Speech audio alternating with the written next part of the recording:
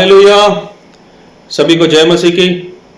मैं अमरीक जॉय प्रभु का धन्यवाद करता हूं और मेरा YouTube channel Hindi Punjabi Bible study Amrik Singh, इस चैनल के ऊपर मैं आपका स्वागत करता हूं और धन्यवाद करता हूं प्रभु यीशु का कि आज एक बार फिर प्रभु यीशु ने समय दिया है कि आप लोगों के साथ परमेश्वर के वचन को बांट सकूं।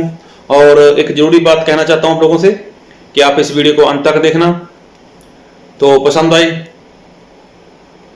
लाइक करना, शेयर करना, कमेंट करना। अगर नहीं पसंद आए तो कोई बात नहीं, आपको पूरी आज़ादी है, आप डिसलाइक करना, लेकिन वीडियो को आप अंत तक देखना, क्योंकि ये वीडियो जो है आपके जीवन में बहुत ही काम आने वाली बात है। इस वचन से परमेश्वर आज हमें कुछ बताना चाहते हैं। और मैं बता देना चाहता हूं कि मैं पंजाब से हूं और पंजाब में ज़्यादातर कुछ ऐसा होता है कि अगर इंसान मर जाता है तो मरने के बाद उसकी जो डेड बॉडी होती है उसका क्या होना चाहिए और क्या हो रहा है। तो इसलिए मैं इस वीडियो को परमेश्वर के आत्मा के द्वारा बना रहा हूं। तो मैं चाहता तो मैं इस वीडियो को पंजाबी में बना सकता था, लेकिन मैंने सोचा चलो कोई बात नहीं, हिंदी में बनाते हैं ताकि और लोग भी सुन सकें, समझ सकें और परमेश्वर के वचन की जो समझ है उसको वो जान सकें। तो अगर बात करें, इस संसार में जितने भी लोग आए हैं सभी को मरना है। जी हाँ, सभी को एक ना एक दिन मरना है। तो वो किसी भी तरह से मर सकता है, लेकिन मरने के बाद जो उसकी डेड बॉडी है उसको क्या करना है और उसका कर फायदा क्या है। अगर नहीं करते तो फायदा, तो नुकसान क्या है। जी हाँ, अगर हम बाइबल से बात करें तो बाइबल में लिखा है कि मरने के बाद इंसान का जो दफन होता है इंसान का। तो मैं कई बार ऐसी जगहों पर गया हूं कि जो विश्वासी लोग रहते हैं, तो जब उनकी मौत हो जाती है, तो मैं तो पंजाब में, मैंने बताया पंजाब में हूं और पंजाब में ज़्यादातर लोग उसको जला देते हैं, उसकी जो डेड बॉडी है उसको जला देते हैं। लेकिन चाहे वो मसीह को मानता है, चाहे वो नया है, चाहे पुराना है, लेकिन ज़्यादातर उसकी जो डेड बॉडी है उसको जला देते हैं। लेकिन बाइबल में ऐसा नहीं है। बाइबल में ऐसा लिखा है कि जो इंसान ये शरीर छोड़ देता है तो उसका दफन होना चाहिए। और तो और कई बार मुझे शमशान घाट में भी जाना पड़ा। जाते हैं जब किसी की डेड बॉडी को वहां पर वो लेकर जाते हैं, तो वहां पर भी ऐसा होता है कि कई सेवक लोग वहां पर जब देखा कि भीड़ है वहां पर 50, 60, 100, 150, 200, 400 लोग हैं वहां पर, तो वहां पर खड़े होकर वो प्रचार करते हैं। और प्रचार क्या करते हैं कि हमें एक आशा है। चलो मैं आपके लिए वचन पढ़ देता हूं और क्या प्रचार करते हैं वो लोग। तो मैं पढ़ूंगा आपके लिए पहला थेसलोनिकियों उसका 4 अध्याय उसके 13 से लेकर उसके 17 तक। हे भाइयों, हम नहीं चाहते कि तुम उनके विषय में जो सोते हैं अज्ञानी रहो। ऐसा ना हो कि तुम दूसरों के समान सो करो जिन्हें आशा नहीं। क्योंकि यदि हम विश्वास करते हैं कि यीशु मरा और जी भी उठा, तो वैसे ही परमेश्वर उन्हें भी जो यीशु में सो गए हैं उसी के साथ ले आएगा। क्योंकि हम प्रभु के वचन के अनुसार तुमसे ये कहते हैं कि हम जो जीवित हैं और प्रभु के आने तक बचे रहेंगे, सोए हुओं से कभी आगे ना बढ़ेंगे। क्योंकि प्रभु आप ही स्वर्ग से उतरेगा, उस समय ललकार और प्रधान दूत का शब्द सुनाई देगा और परमेश्वर की तुरही फूंकी जाएगी और जो मसीह में मरे हैं वह पहले जी उठेंगे। तब हम जो जीवित और बचे रहेंगे उनके साथ बादलों पर उठा लिए जाएंगे कि हवा में प्रभु से मिलें, और इस रीति से हम सदा प्रभु के साथ रहेंगे। इस प्रकार इन बातों से एक दूसरे को शांति दिया करो। तो देखो, ये जो मैंने वचन पढ़ा पहला थेसलोनिकियों 4 अध्याय उसके 13 से लेकर 17 तक, तो ज्यादातर जे लोग वचन वहां पर सिखाते हैं, पास्टर लोग वहां पर वचन बोलते हैं। एक तरफ तो उसकी डेड बॉडी को जलाया जा रहा है, जलाए जाने से पहले उसके लिए ये वचन बोला जाता है, भाइयों हमें मतलब अफसोस नहीं करना चाहिए। हाँ, दुख तो है कि वो हमसे जुदा हो गया, लेकिन हमें अफसोस नहीं करना चाहिए, क्योंकि प्रभु यीशु मसीह जब आएंगे तो इनको वो नया शरीर दे देंगे और ये हमसे पहले जिलाए जाएंगे, और बाद में हमारा जो शरीर है, अगर हम जिंदा रहे तो हमारा शरीर बदल जाएगा और हम इनके परमेश्वर के पास चले जाएंगे। तो ऐसी बातें अगर वो सिखाते हैं लोगों को, तो बाद में बोल देते हैं 17 में जो लिखा है 18 में, इस प्रकार इन बातों से एक दूसरे को शांति दिया करो। मतलब ऐसी बातें बोलकर तुम एक दूसरे को शांति दिया करो। और बहुत से लोग बोलते हैं कि ये मसीह में सो गया है, तो कोई बात नहीं, हमें आशा है कि हम उससे मिलेंगे, हमें दुख नहीं है, हमें तो आशा है कि हम उसको मिलेंगे। तो ये सिखाता कौन है? ये परमेश्वर के दास लोग हैं। और सिखा कब रहे हैं?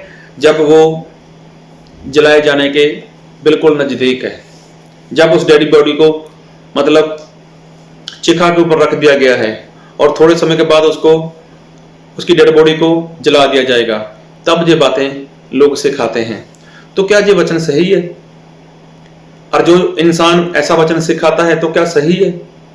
क्या मसीह में जो इंसान है उनको जला देना चाहिए? क्या उनकी डेड बॉडी को अगर जला दिया तो क्या परमेश्वर उसको वापस जिंदा कर लेंगे? लेकिन परमेश्वर कहना क्या चाहते हैं और परमेश्वर सिखाते क्या हैं, आज लोगों का उस तरफ ध्यान नहीं है। और मैं पहले वचन पढ़ूंगा, एक पहला कुरिन्थियों उसका 15 अध्याय और उसका 35 वचन। अब कोई ये कहेगा, मुर्दे किस रीति से जी उठते हैं और कैसी देह के साथ आते हैं।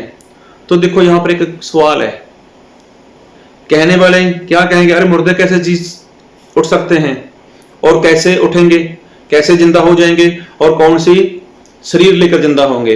ये एक सवाल है। परमेश्वर का दास बोलता है और लिखा है 36 में, पहला कुरिन्थियों 15 का 36, मैंने 35 पढ़ा है, 36 पढ़ूंगा।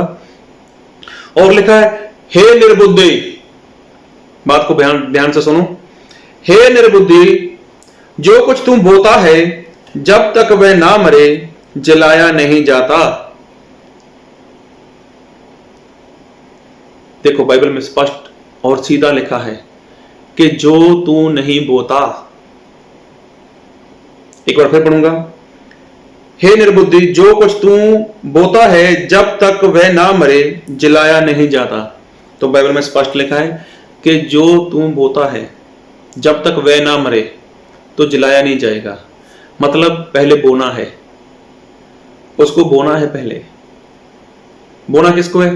ये शरीर को बोना है। किसमें? इस जमीन में बोना है।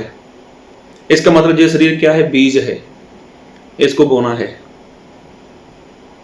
और आगे पढ़ूंगा पहले में 37, और जो तू बोता है जय वह दे नहीं जो उत्पन्न होने वाली है, परंतु निरा दाना है, चाहे गेहूं का चाहे किसी और अनाज का, परंतु परमेश्वर अपनी इच्छा के अनुसार उसको दे देता है और हर एक बीज को उसकी विशेष दे। तो देखो शरीर के बारे में लिखा है, इसको बोना है। फिर लिखा है इसके 42 वचन में, पहला कुरिन्थियों 15 का 42, मुर्दों का जी उठना भी ऐसा ही है। देखो मुर्दों का उठना, हाँ जी उठना भी ऐसा ही है। शरीर नाशवान दशा में बोया जाता है। देखो बाइबल में लिखा है शरीर है ये जो शरीर है नाशवान दशा में बोया जाता है। नाशवान कैसे? जब इसको जमीन में गाड़ दिया जाएगा, जब इसको दफन कर दिया जाएगा, तब क्या होगा? ये थोड़े टाइम के बाद ये गल जाएगा, वहां पर सड़ जाएगा वहां पर। जिस तरह से आप किसी किसान से बात करना, अगर आप खुद किसान तो आपको मालूम है कि जब आप अपने खेत में कोई अनाज का दाना बोते हो तो वो थोड़े टाइम में वो गल जाता है, मर जाता है पूरी तरह से, सड़ जाता है पूरी तरह से, लेकिन उसके बाद आहिस्ता आहिस्ता एक छोटा सा पौधा उसमें से निकलता है, फिर वो बढ़ता है, बढ़ने के बाद फिर बड़ा एक पौधा बन जाता है, फिर उसके ऊपर फल आता है। तो बोया क्या था? आपने दाना बोया था। तो क्या कभी कोई ऐसा किसान है कि जो अगर अपने खेत में गेहूं की फसल उगाना चाहे, कनक उगाना चाहे, तो वो कनक का दाना पहले से जला हुआ हो, ऐसा दाना अपने खेत में बो दे? अगर कोई किसान ऐसा करे, उसके पास जो बीज है, जो कनक है, जो ऐसा गेहूं का दाना है, वो जला हो पहले आग से, उसको अपने खेत में डाल दे, तो क्या वो दोबारा पैदा होगा? तो वो पैदा नहीं होगा। तो बाइबल में ऐसा ही लिखा है, एक बार फिर पढ़ूंगा 42 वचन। मुर्दों का जी उठना भी ऐसा ही है, शरीर नाशवान दशा में बोया जाता है और अविनाशी शरीर रूप में जी उठता है। देखो, ये जो शरीर है ना, ये नाशवान है और नाश होने के लिए इसको बोया जाता है। उसके बाद अविनाशी अविनाशी रूप में जी उठता है, मतलब ऐसा शरीर जो कभी भी नाश नहीं होने वाला, ऐसा शरीर वो परमेश्वर देते हैं। किसको देंगे?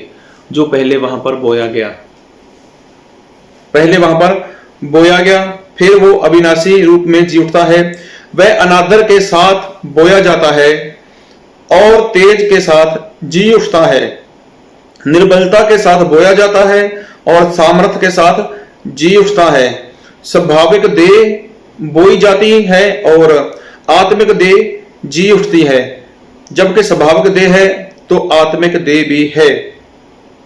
तो देखो कितना सीधा, स्पष्ट और सच्चाई से लिखा हुआ वचन है। तो क्या सेवक लोगों को ये नहीं दिखाई देता? क्यों सेवक लोग ऐसा बोल देते हैं, अरे कोई बात नहीं, इसको जला दो, इसको गाड़ दो, इसको समुद्र में फेंक दो, तो परमेश्वर खुद ब खुद ले लेंगे। अरे वो जो आप लोग बात करते हैं ना प्रकाशित वाक्य की, वो कुछ और कहना चाहता है कि समुद्र अपने मुर्दे मोड़ देगा, वो समुद्र अपने मुर्दे वापस कर देगा, आग अपने मुर्दे वापस कर देगी। वो कुछ और कहना चाहता है परमेश्वर का वचन।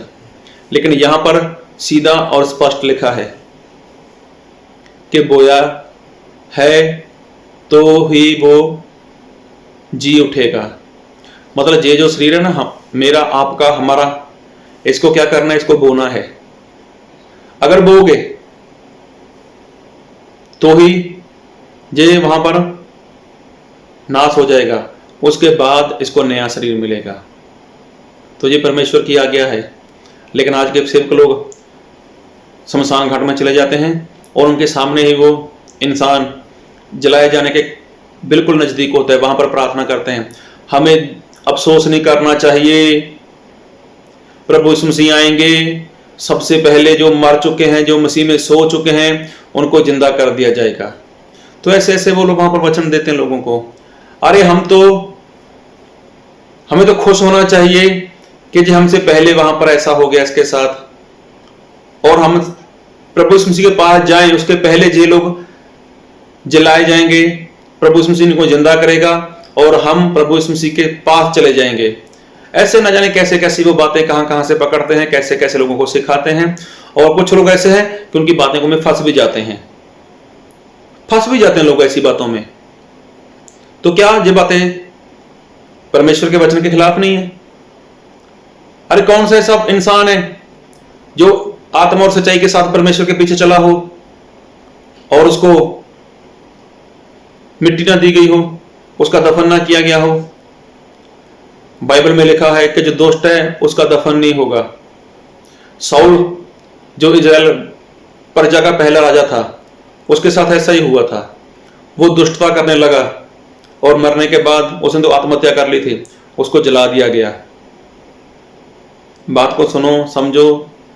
प्रभु यीशु मसीह किसी भी इंसान को वो जलाने के लिए नहीं बोलते। प्रभु यीशु मसीह बोलते हैं कि ये जो शरीर है ये नाशवान है, ये नाशवान कर कर ही बोया जाता है और अविनाशी शरीर होकर ये उठाया जाएगा।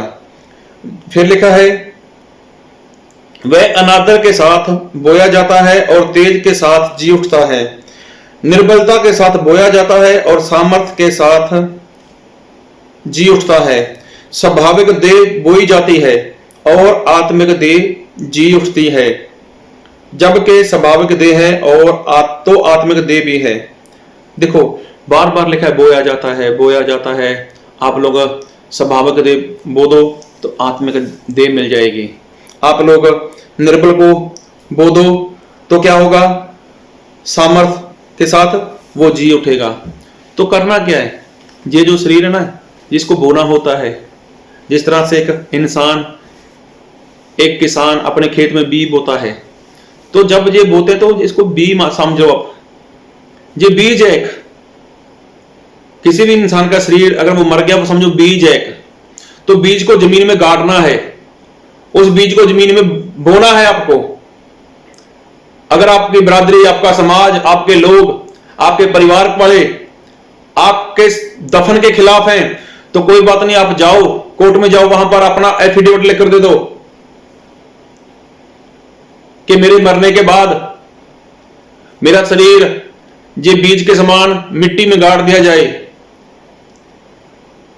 अपनी वीडियो बनाकर रख दो, यूट्यूब के ऊपर, सोशल मीडिया के ऊपर रख दो, सभी लोगों में बोल दो आप अपने बारे में कि मेरा शरीर ये बीज के समान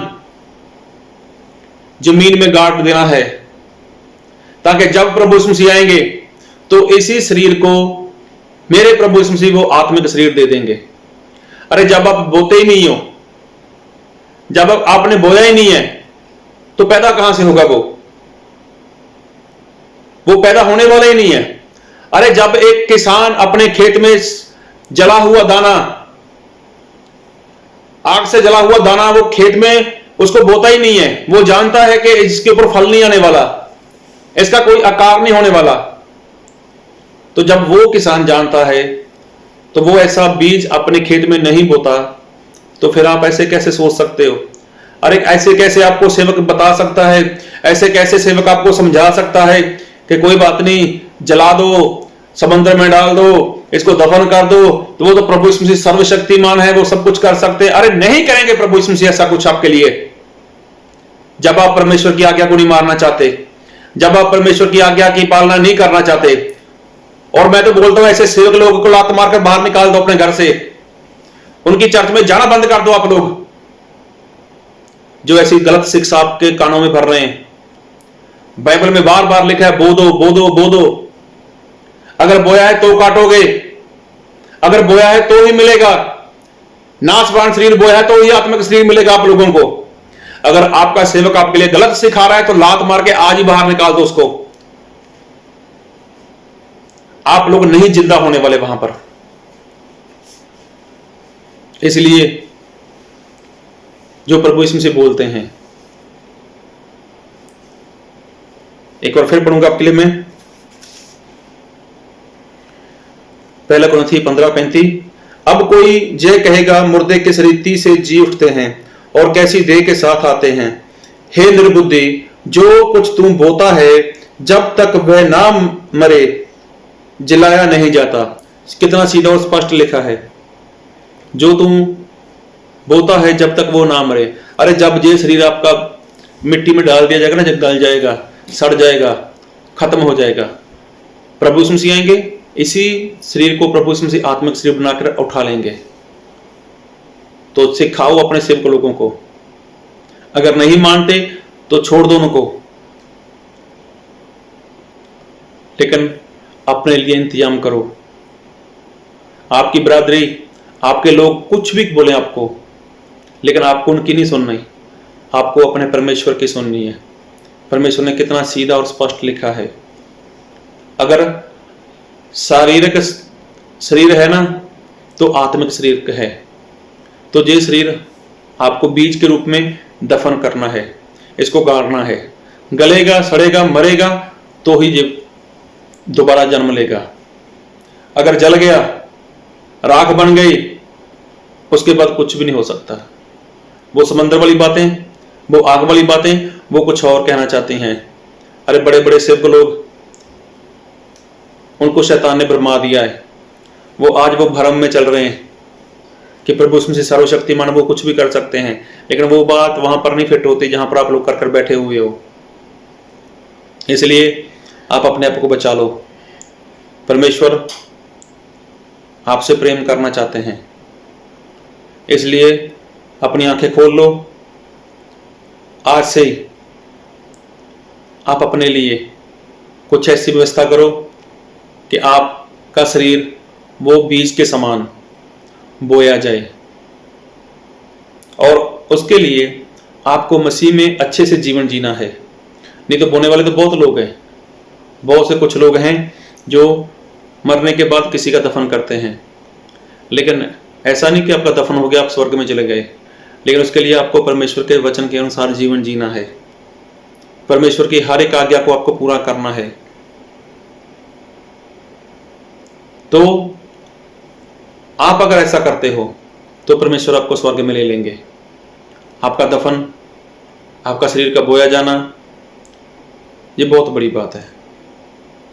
देखा है मैंने कई लोगों के पास बहुत अच्छे अच्छे चर्च हैं, बहुत महंगी महंगी बिल्डिंग है, लेकिन आज लोगों के पास दफन करने के लिए वो कब्रिस्तान नहीं है। मैं तो ऐसा कहना चाहता हूं, आप जो ईस्टर मनाते हो ना साल में एक बार, क्रिसमस मनाते हो साल में एक बार, दोनों का पैसा इकट्ठा करना, कितना पैसा इकट्ठा कर लेते हो, खर्च करते हो जब आप लोग। अरे कम से कम 2 ईस्टर छोड़ दो, 2 क्रिसमस छोड़ दो, आप खुद के लिए, अपनी चर्च के लिए, चर्च के लोगों के लिए कहीं पर जमीन खरीद सकते हो। अरे सेवक लोग क्या सिखाते हैं, अरे बीज बो दो, बीज बो दो। पैसे का बीज तो सिखा दिया आप लोगों को, और वो आप बोते भी हो, लेकिन जो आपका शरीर है ये भी तो बीज के समान बोना है, ये नहीं सिखाया जा रहा आप लोगों को। तो आप अपने लिए कहीं पर जमीन का बंदोबस्त कर लो, खरीद लो कहीं पर जमीन, ज्यादा बड़ी नहीं लेकिन थोड़ी सी खरीद लो, चर्च के लोग मिलकर खरीद लो। बोल दो पास्टर को कि अब की बार हम एक क्रिसमस नहीं मनाएंगे, एक ईस्टर नहीं मनाएंगे। लेकिन ये पास्टर लोगों की बहुत बड़ी लॉटरी है, इसको नहीं छोड़ेंगे। जमीन खरीदें चाहे ना खरीदें, लेकिन क्रिसमस वो नहीं छोड़ने वाले, ईस्टर वो नहीं छोड़ने वाले। एक बहुत बड़ा बम्पर प्राइज निकलता है उनका, ईस्टर और गुड फ्राइडे और दूसरा क्रिसमस, बम्पर प्राइज है उनका। अगर वो बंद कर दिया तो उनको लॉस हो जाएगा। क्या करने ऐसे सेवक लोग, आप लोगों को छोड़ दो ऐसे सेवक लोगों को। सबसे पहली बात यही करो कि हमें कब्रिस्तान के लिए जगह चाहिए, तो कोई बात नहीं, आप इकट्ठा करो, 1000, 2000, 5000, 10,000, 20,000 तक पैसा इकट्ठा कर लो, सभी मिल जाओ, कहीं एक जगह पर छोटी कुछ भी जगह देखकर, सस्ती जगह देखकर उसको खरीद लो और खुद का वहां पर कब्रिस्तान बनाओ, ताकि मरने के बाद ये जो हम आपकी बॉडी है, मेरी बॉडी है, ये आग में ना जाए, लेकिन एक बीज के समान इसको बो दिया जाए। अगर ऐसा होगा तो उसके लिए आपको परमेश्वर के वचन की पालना करनी पड़ेगी। परमेश्वर के वचन की पालना करोगे, आपका दफन होगा तो आप स्वर्ग में पक्का जाओगे। प्रभु आपको बहुत आशीष दे। और हाँ, अगर आप मेरे से कोई बातचीत करना चाहते हो तो कोई बात नहीं, मेरा कॉन्टैक्ट नंबर भी मेरा बीच में दिया गया है, तो आप मुझे फ़ोन कर सकते हो।